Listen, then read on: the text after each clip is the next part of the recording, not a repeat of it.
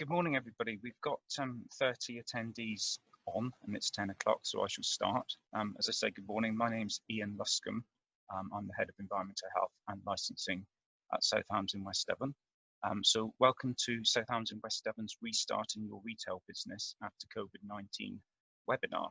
It's our first webinar, and this is very much work in progress, so you're all very welcome, and you have to bear with us while we try and master the technology. Very pleased you can join us today. Really good to see so many people here. We've also got Karen Proctor, who is one of the environmental health officers here at Southampton West Devon. And we've also got Lee Taylor, who is a trading standards officer from Devon, Somerset and Torbay Trading Standards. Just for me to say a very quick piece at the beginning. Obviously, the council at the moment recognises that businesses have had a very difficult time in the last few months, and this webinar is one of the ways which we wanted to try to be able to support you the best we can, and this morning give you a presentation on some of the steps that you can take to be reopening retail business safely. As I said, it is our first webinar, and we do hope that that it goes well. If you'd like to give us any feedback after the event, then the email address that went out with the invite, please email that for some feedback, good or bad. And likewise, if you think of questions after the event that you'd like us to answer, then please use that email address as well, and we will come back to you as soon as we can. During the presentation, if you have any questions, you'll see a question Q&A box. If you tap on that and write your answer into the question box, then again, we'll pick up that question and try our best to answer it. I'm saying try our best because whilst Karen and Lee particularly have become quite knowledgeable in the new COVID regulations and everything that surrounds them, this is an emerging situation, as you're aware, and sometimes there isn't an answer to some of the questions you've got, and we'll have to go away and find that. So again, you have to bear with us on that part as well. But what we'd like really is a really supportive, friendly forum for us to be able to understand your concerns and try to answer some of them. Just a bit of etiquette. Your mics are muted if you're attending. So if you can use the question and answer box, that would be really helpful. I will read out the question and ask one of the delegates to try and answer it. Don't think I've missed anything, so let's hope it runs well. I'm going to share a presentation on the screen. Bit of feedback if you can see that. I see we've got one question answered in a minute already. Let's have a look. Yes, thank you, Mirella. A lot of echo. I think if the other delegates do mute whilst I'm talking, that's really helpful. And I think it's resolved that echo. Otherwise, I hope you can see and hear everything okay, guys. And if there is problems during the presentation, then just put a note in the question box and we'll try and pick that out and resolve it. So I shall now share Karen's presentation on screen, and Karen will talk through it with you. Thank you. Hello everybody, thank you.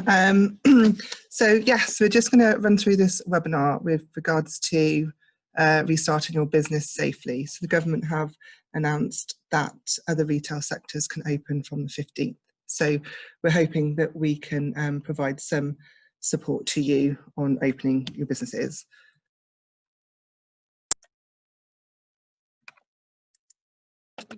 So obviously at this time of uncertainty, we would like to share with you and run through some useful resources to help you restart your business safely. And then at the end of the session, there will be a question and answer session. So I just firstly wanted to highlight the 5 steps to working safely that the government are suggesting. So the first one is to carry out a COVID-19 risk assessment, and we'll run through that in a moment. To develop cleaning, hand washing and hygiene procedures. To help people to work from home. To maintain 2-metre social distancing where possible. And where people can't be 2 metres apart, then to manage the transmission risk. So there's a Better Business for All toolkit that has been created to help guide you through restarting safely, and it is hosted on the Heart of the Southwest Growth Hub website. Better Business for All is a local partnership between businesses, business support and regulators to promote local economic prosperity while maintaining public protection. Better Business for All aims to improve how regulatory services are delivered across Devon and Somerset, and to show how working with your local regulators can save you time and money, improve your competitiveness and help you grow your business. It is also about encouraging more businesses to seek advice from local regulators by highlighting the benefits of regulation without fear of enforcement activity. And it's about ensuring that regulatory staff better understand how businesses operate and the pressures you are all under. So welcome to the Better Business for All COVID-19 Toolkit, considerations for restarting your business safely. This toolkit contains template documents and checklists to help you complete your COVID-19 risk assessment. As you work through the toolkit, you will see there are documents available to download and amend for your business. There is also a brief description on what they can be used for. Here you can see that there is a template risk assessment for you to download. This template risk assessment guides you to look at what hazards you need to control, who might be harmed and how, what you are doing already, and whether you need to do anything else to manage the risk, and whether there is any action that needs to be taken and when they need to be taken by. We have also added in the toolkit an action plan, which is a table that you can use in case you need more space to record your actions. And we have an example for you. This is in the action plan.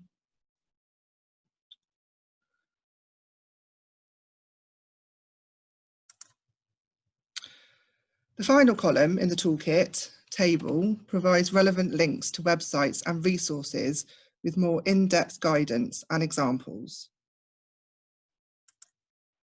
For example, the Health and Safety Executives short guides, Working Safely During the Coronavirus Outbreak, and Talking with Your Workers About Preventing Coronavirus.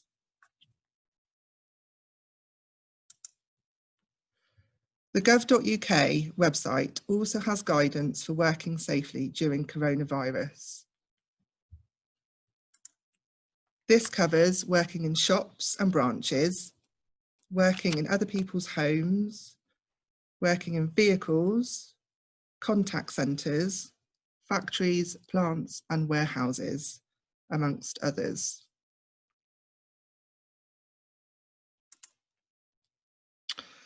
The next section in the toolkit provides you with some useful checklists, including considerations around people visiting your premises, such as your staff, visitors, customers, and delivery drivers. We'll give you some pointers for consulting your staff on changes to the workplace.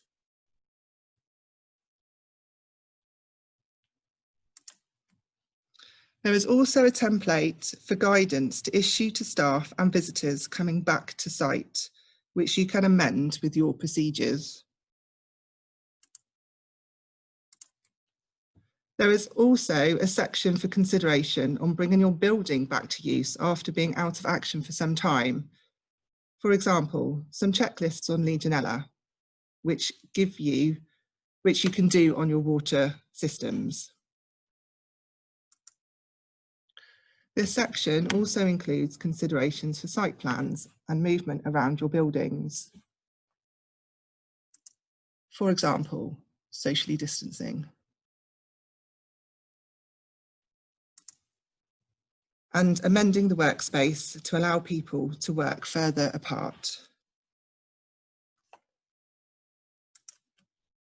The next section has considerations for enhanced cleaning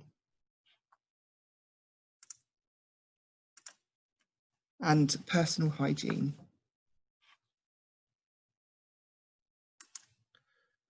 So we are aware that all workspace is different and there isn't a one size fits all. Every employee's needs are different. So it's really important to consult with your employees and trade unions, because every employee has a right to work in a safe environment.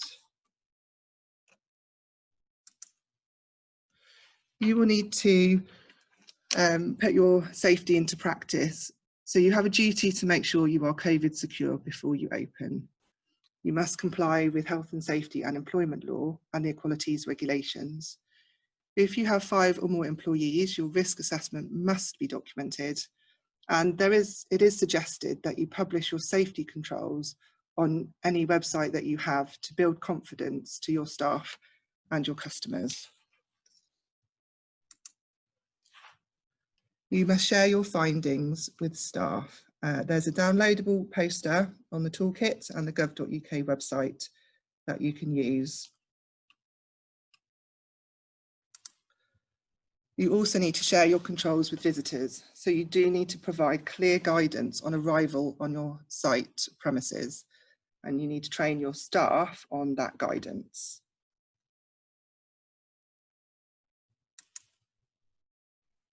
Your risk assessment is evolving and changing on a daily basis, so you will need to review and update it regularly, especially in the first few days when you're just finding your feet and opening up your business. So we are here for support and guide you through these times. If the information you need is not found on the gov.uk website or the toolkit, then please do contact us for advice and support.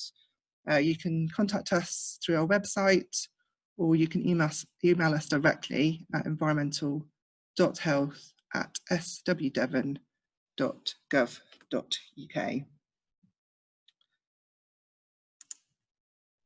The Health and Safety Executive also has a working safely inquiry service, and you can use this service either by telephone or by using their working safely inquiry form.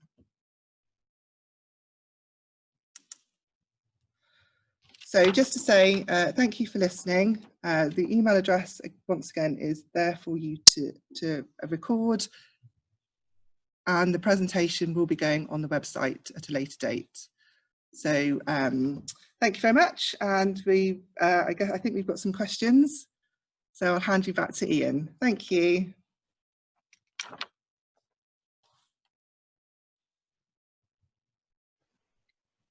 Thank you very much for that, Karen. I hope that everybody found that helpful. As Karen says, that presentation will be put on the South Hams and on the West Devon Borough Council website for you to go in and look at and take any references from that you like. You might also want to use it to show to staff as part of any training. So, on to the questions. We've got, as I said, myself, Karen Proctor, who you've just heard from, and Lee Taylor from Trading Standards available to answer these questions. So I think the format that it'll take is that I will read them out and then invite one of my colleagues to respond. So, Jill Miller, thank you for your question. What is the advice on reopening village halls that are used for community activities but not for nursery or childcare, etc.? It is mainly used for exercise classes and weekly flea market and for some social activities. So that's the first question. Karen, could you comment on that one for me? Unfortunately, we don't know the date for reopening village halls or indoor spaces. We are just also waiting for government to announce when that may happen. And obviously, as soon as the government make that announcement, we will have some guidance that goes with it. So apologies not to be able to give you a more specific answer.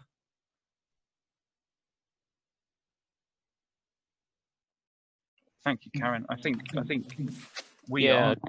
Just to sorry to to add to that though, I mean, it's not like you can't use the toolkit at this stage though to prepare. Everything that is in the toolkit, it would be relevant for a village hall, village space. And if you're looking at a couple of particular examples you gave, you're looking at the market, you can already look at sort of at this stage using it with the toolkit, saying, okay, well, when I reopen, I'm going to be, when this pool reopens, we're still going to be subject to those restrictions and those social distancing restrictions. How's it going to look in practice? And you can start that operation with the toolkit right now. And as an example as well, you mentioned there were fitness classes going on there. I advised the other week a fitness company who they're a CrossFit gym in Woodbury, and they were asking about sort of moving their business outside to make use of outdoor spaces for exercise, and that's an alternative and option that can be used. And there is guidance on that we can provide you in relation to outdoor spaces exercise, which has sections in there that are relevant to personal training or groups of exercisers outside, and that all applies to that. So there are other options and things that can be utilized. So you can either have an alternative, or you can say, okay, when you can get ready now using the toolkit for when the government says, okay, you can open again. Okay. Thank you, Lee. I hope that was helpful, Joe. Moving down to Simon's question. Simon says, we have implemented the procedures and more. I've looked through the toolkit, and would I have to document a risk assessment, as 4 of us work at the tattoo studio, but the other workers are self-employed and rent their chairs? So I think because you do have employees in your business, that would mean that you would need to document, because you're still having people coming in, albeit renting a chair. You are responsible for the rest of the common areas. So I would advise that a risk assessment is documented for that number of people. Thank you, Karen. Have you got anything to add, Lee? No, I'd entirely agree with that. Yeah. Thank you. Hope that answers your question. Mirella, next question. Should all the staff members be wearing masks and gloves? Is that compulsory? If not, is it advisable? So with regards to face coverings, I mean, it does all come down to your risk assessment. So if your staff can't socially distance, but they can work in other ways, such as working side to side or back to back, there is no requirement as such to have a face covering. You just need to assess the members of staff and their health, and if it is that they are going to be in close contact. Is there another means that you can do your systems? Can you put a barrier up between themselves or themselves and the customer? You just need to look. There is nothing to say you have to at this stage. What it all comes down to is your risk assessment, and if your risk assessment is such that your staff can't socially distance and can't work in a safe manner, then you may look to provide face coverings for your staff. That's an assessment that individual businesses will have to do for their own individual circumstances. There is guidance in the toolkit for face masks and face coverings. Thank you, Karen. Anything to add, Lee? Yeah, again, I just agree with Karen on that. There are plenty of alternatives where, I mean, of course, you have to do everything that you reasonably practically can, and and the risk assessment gives you the basis for that.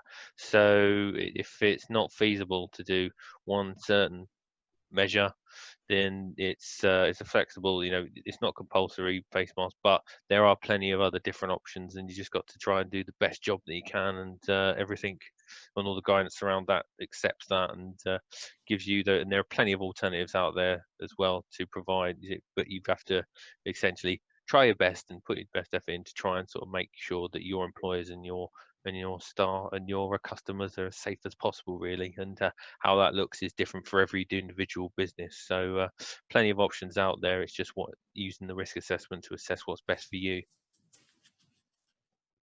Thank you, Lee. Snell asks, gloves, exclamation mark.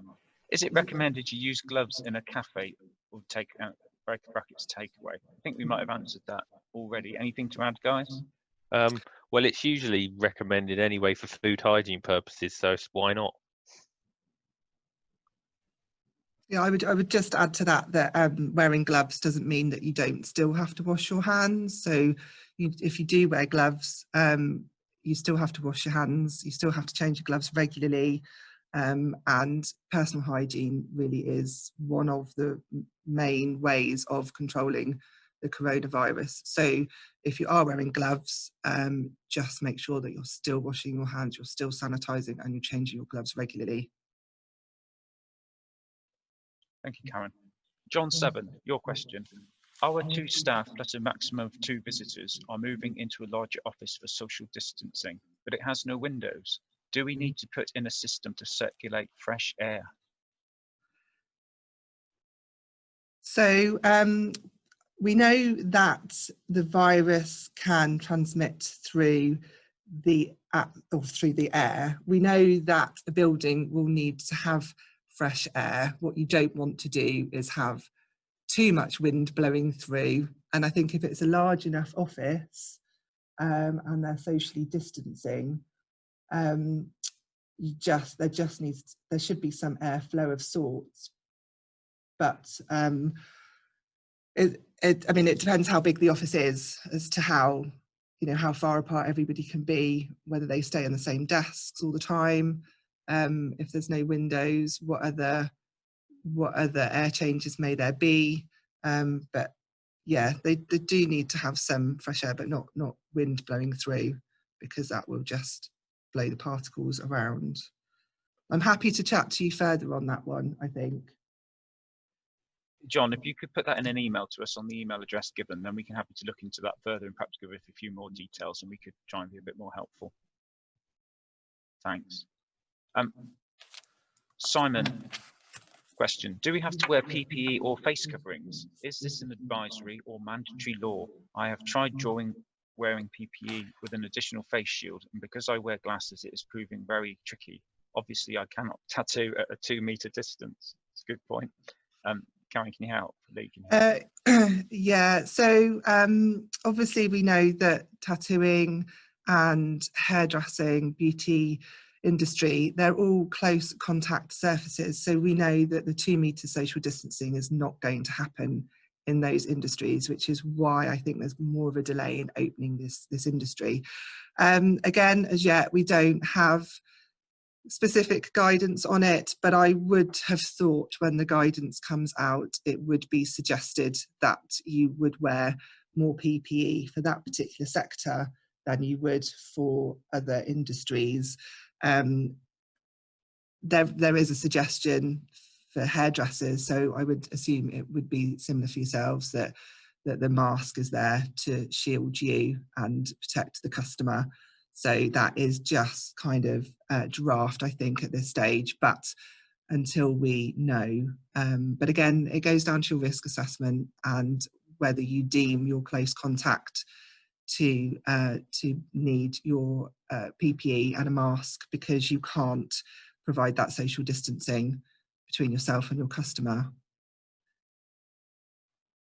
Thank you, Karen. Anything to add, Lee? Yeah, agreeing with what Karen says in the main, but yeah, and when you're doing that risk assessment, just assess sort of the risk versus who gets protected in the certain circumstance. Because and again, this is my opinion, I'm not sure this is 100% accurate, but the face mask, from my information, it protects others because it's stopping your potentially infectious like microbes coming out of your mouth, nasal cavities, and going onto other people. Whereas the face shield, I believe, is to protect yourself, as in to stop you coming in contact with things that are in the air and moving around. So it's whether in the circumstances you feel it more appropriate to use the shield or not, and reduce that bit of protection for yourself, when a face mask would be, in a sense, protecting the customer. It's those things that you have to think about and assess in the risk assessment, and then you can go, okay, well, am I happy with that or am I not? And again, maybe it's not your decision, maybe it's your other it's your employees' decision. Maybe your employees will turn around and go, no, actually, we want the screen. Thank you. We want the extra protection. So, and in which case, you know, it might be someone else taking that decision out of your hands, and you may have to put up with it. But it's that's how you come about to the decision, essentially, and it'll come about through that process. Thanks, Lee, and I hope that's helpful. I think my observation would be, as various different work activities have opened back up, the government have issued guidance to try and support that. So I would expect that there will be some guidance from central government come out before the opening of those types of hospitality and beauty sort of industries. Comment from Steve Molyneux. Yes, well, when the town centres open up for retail, the council intends to get some officers on the street and knocking on business doors to check to see that businesses are being able to comply and whether there's any further support that they might need. So some of our officers might come and just poke their head in the shop and see how you're getting on. That's intended to give you support as opposed to checking up on you. And they would also be walking down the high streets just to look at sort of social distancing outside the retail premises in terms of, you know, what's going on the street and are there any particular problems that we need to work with town councils, parish councils and businesses to try and resolve. So thanks for the reminder on that, Steve. John, you're welcome. Tim Bowyer. With regards to hotels and safe catering accommodation, should a visitor be unfortunate enough to be diagnosed with the virus whilst on holiday, is there a requirement for the accommodation owner to report the case to you or local authorities? And when tracking app is available, can we insist upon the visitor having it downloaded? I'm not 100% sure I can answer that one. It is a question that I've had already this morning, but with regards to hotel and self-catering, as and when they open or the government permit them to open, we would expect a lot more guidance to be issued to us at that time. I would suggest that there might have to be some contingency plans in place for this occurrence. With regards to monitor or to informing the local authority, I don't know the answer to that at this stage.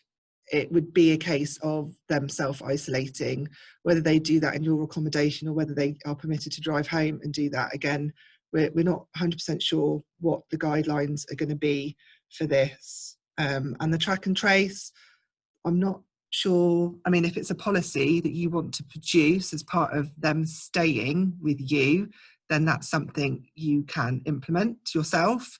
I don't think it's going to become a legal requirement to have a track and trace app. But again, we would get further guidance on this as the time moves on for you being able to open. But if it's a policy you want to have as a condition of them staying, then that is down to you as a business. Thank you. Karen, any comments, Lee? No, nothing really further to add. We don't have enough information at this time about track and trace and how it's going to work in practice to comment on that, I'm afraid. But when we do know, we can get that information out if we've got your contact details. Thank you, Lee. Simon, rephrasing your last question. Can you mute, please, Karen? Sorry. I know we will have to wear one or the other. This is referring to face masks and face screens, but proper PPE needs to be professionally fitted as a face covering is not. We have heard that a lot of hairdressers and several tattoo studios are taking bookings for the 4th of July. Apparently this was the date that was announced as the earliest date that our retail sector would be opening, although I cannot find any confirmed date on the gov.uk website. I've heard there is to be another government announcement on the 11th of July. Can we shine any light on this? I know the announcements seem to come at the 11th hour and you're only going by guidance, but we want to do the utmost to adhere to the rulings. I mean, I can comment on this, Simon, that yes, sometimes we are hearing things on the news on a Sunday night which change on a Monday, you know, as local government, and it's the first thing that we know about it. So we are trying to react in a supportive and sensible way, like yourselves, to some of these bits of news that come out, which can change the circumstances quite radically over a period of a few hours. On the PPE, I'll defer to Karen to see if she's able to help that. I don't think we can add anything to any of the comments we've already suggested about PPE, unfortunately. We just don't know at this stage. We would expect guidance to come out when government have announced that sector is permitted to be open, as with other sectors at that time. So it really is difficult to comment on something we're just not 100% sure on at this stage, but we will get information out there as and when we know it ourselves. Thank you, Karen. I hope that's helpful, Simon. I know you've been in touch by email with us anyway, I think, so please keep that correspondence going. We'll try and help the best we can. Claire Woodgate, can you repeat the first 5 minutes of chat, please, as I missed it? Thanks. How do I use the toolkit? How do I access it? This is being recorded, Claire, and we're hopeful to have this webinar up on our website. So hopefully you can use our website to go back and track back and listen into that discussion, or re-listen to the discussion that we've had. In terms of this toolkit, I think I know the answer, but I won't jump in too quickly. I'll ask Karen to answer that one. So the toolkit is hosted on the Heart of the Southwest Growth Hub. So you can just go into a search engine on your internet, and if you search Heart of the Southwest Growth Hub, go into the Heart of the Southwest. There is a link in there for COVID information, and if you click into the COVID information, there's more information in there, and the toolkit is in that area. If you wanted to provide your email, we can also send that to you directly if you have problems accessing it. Thank you, Karen. Jackie, like care homes, can employers get the COVID test for their staff? I think, don't know if Lee's got anything to add on this one. I believe that if somebody's symptomatic, they can get a test anyway, regardless of their employment status. In terms of employers getting the COVID test for their staff, I know that is the case, as you say, in the nursing and care home industry. I think, can you email that question in, Jackie, and we will clarify, unless Lee can come back to us with an answer, please. I can't, but yeah, it's probably best we come back at a later date with it. I could have a look and see what I can see on gov.uk and then various guidance and come back to you. Thank you, Lee. I think I could have my best guess at it, but I don't want to give you incorrect answers. So I think we'll check with our public health colleagues. And Jackie, if you can email that into our email address, we'll come back to you for an answer. Thanks, Jackie, again. And just some commentary. This will save time. Yeah. Okay. Thank you, Jackie. Grenville Taylor. The museum has many volunteers aged over 70. Apart from back office, they would be manning the entry desk / shop, normally one person.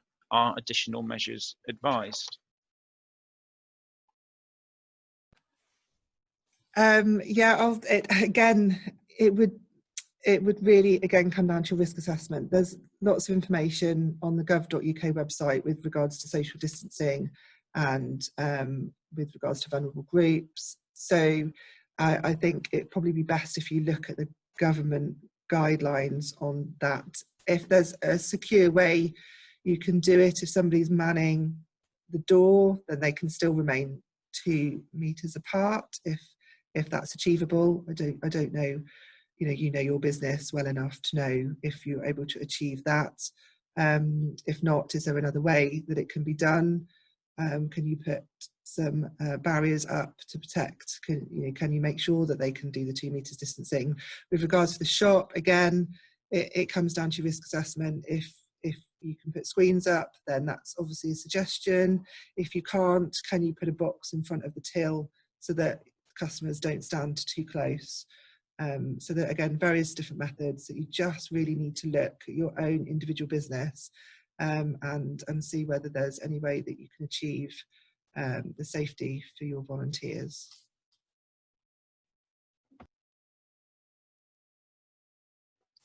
Thank you, Karen. Yeah, and if I'd just add to that, yep, agree with what Karen says. Take inspiration from other retail businesses.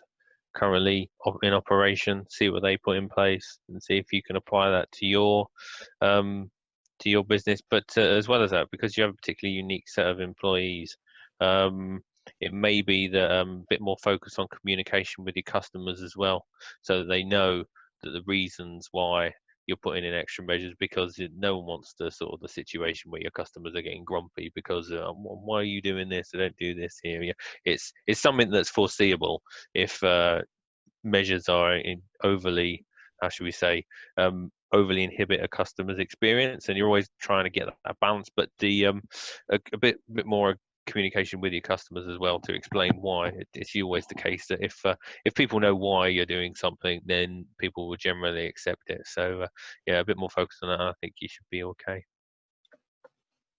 Thank you, Lee. That's great. There's no more questions there, but there is one in the chat from Adam and Rachel Taylor. You say we're a retail gaming store where you're able to sit down to play games. If you're in Kingsbridge, I think I know you, and I think my son loves your shop, so that's good. In particular, certain card games where you sit opposite each other. We obviously talk to other retailers around the country, and one of them has taken advice from their local environmental health team, who have apparently informed them that they will be able to run events with reduced numbers. Would it be considered acceptable to potentially expose members of the public, but mitigate that by taking details of all event attendees to aid in track and trace? Wow. Karen, any thoughts? It might be we need some, if you email us that in, we might be able to give you a better answer on that one, Adam and Rachel. But I don't know if there's anything Karen or Lee could add to that now.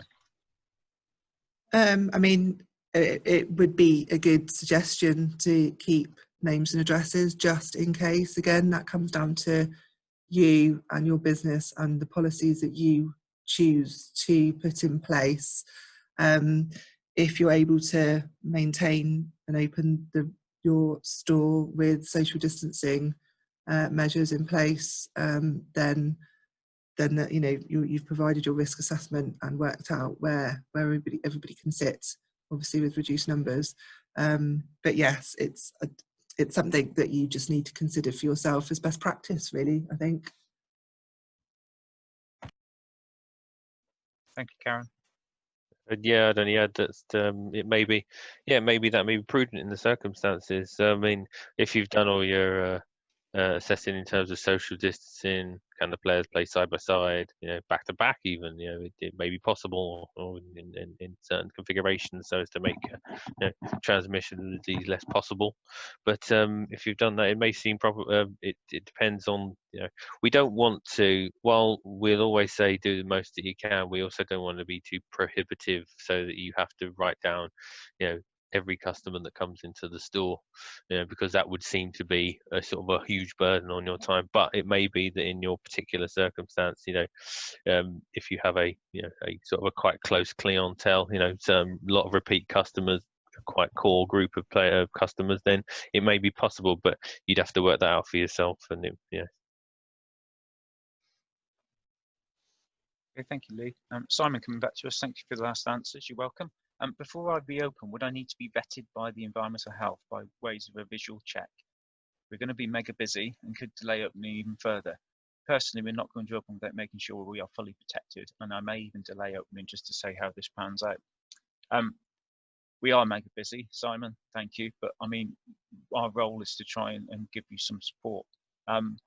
We are not intending to check everybody before they open. I think our approach has been support, advice, and to really rely on the common sense of shop owners and businesses to look at the guidance and interpret that in the best way to put controls in place in their own businesses, like we do with lots of other health and safety issues. So no, we won't be checking you before you open. If you want to keep in contact with us, we can comment on your ideas and help you the best we can. And I think the fact that you are delaying so that you get it right and you wait for the right guidance to come out, I think is a credit to you. And I realise how difficult those decisions can be. So thanks for your questions and keep in touch with us. Claire, I'm sure we can drop that email down.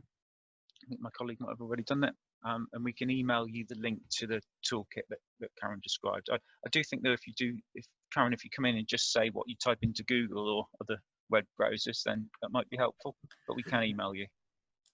Yeah, so if you Google the Heart of the Southwest Growth Hub, go into their website, and then on their website they do have some scrolling screens, so you just have to wait for the right one to come up. But there is a COVID-19 link, so as soon as you see the COVID-19 business support wording, then you just click on that, and that will take you into more information with regards to COVID-19, and then the toolkit is in that page. But again, if you have problems, just email us and we will send you the link directly. That's fine. Thank you, Karen. Mohammed, you mentioned I'm really sorry I did miss your comment, but you couldn't get the audio and video were not very clear. I hope that's improved for you. Like I said, this webinar is recorded and will be on our website. So if you want to access it on our website, hopefully it'll be clear there. You're welcome to do that. So I do have apologies, and I do hope that improved for you. And Adam and Rachel, you are in Kingsbridge, and yes, I'll probably be spending money in your shop over the summer. We've come to the end of our questions. Unless anybody else has got a question they'd like to ask, we will pull this to a close. Thank you very much for joining. There will be a repeat of this webinar this afternoon. We are hoping that this has been successful, and we will look at more bespoke webinars for things like the licensing industry, or maybe even one for tattooists or beauty therapists in the future, because it seems like a really good way of connecting with you and supporting you and a good use of our and your time. Please email in if you've got any further comments, and please can you email some feedback to us as well, even if it's you could improve on X, Y, and Z. That'd be really helpful for us, because we really want to make this work. So thank you for my panel colleagues. Excellent. And thank you for joining, and I hope everything goes well for you. All the best. Bye-bye.